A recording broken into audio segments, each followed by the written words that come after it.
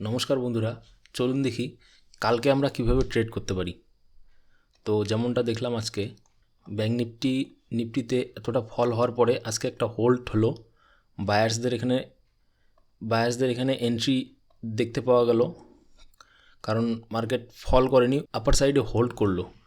তো এখানে দেখুন এতটা ফল করা মার্কেট আজকে আপ সাইডে হোল্ড হলো।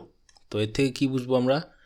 এখানে দেখছি আমরা এখানে যে কিছু বায়ার্স ছিল, সেই বায়ার্সরা এখানে তাদের পজিশন অ্যাভারেজ করে, তারপর সেলাররা আসে ট্রাই করে নিচে নামাতে, কিন্তু এই লেভেলে আবার বায়ার্সরা তাদের অ্যাভারেজ করে, কিছু নতুন বায়ার্সও আসার পর মার্কেটকে আপসাইডে হোল্ড করায়।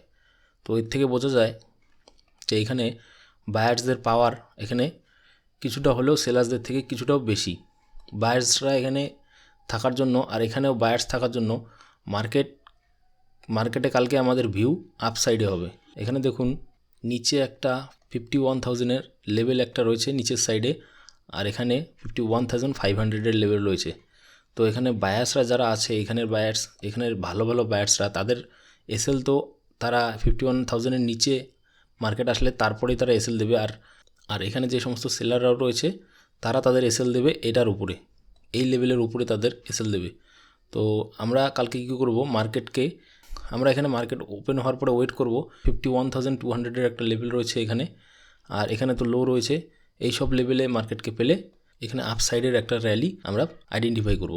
নিফটিতে যদি দেখি আমরা, নিফটিতেও দেখুন, নিফটিতেও মার্কেটে প্রথমে এই সব বায়ার্সরা মার্কেটকে উপরে নিয়ে গেল, তারপরে উপরে যে সেলাররা রয়েছে তাদেরকে আবার নিচে আনার চেষ্টা করলো, কিন্তু এই সমস্ত লেভেল ব্রেক করতে পারলো না, এখানে হোল্ড করলো। তো এখানেও বাইং প্রেশার বেশি, যার জন্য এখানেও আপসাইডের দিকেই আমরা ফলো করব, কখন ট্রেন্ডটা আপসাইডের দিকে যায়, তারপরে আমরা আপসাইডের দিকে ট্রেড কালকে আইডেন্টিফাই করব। তো দেখা হবে কালকে লাইভ ট্রেডিং সেশনে। ধন্যবাদ।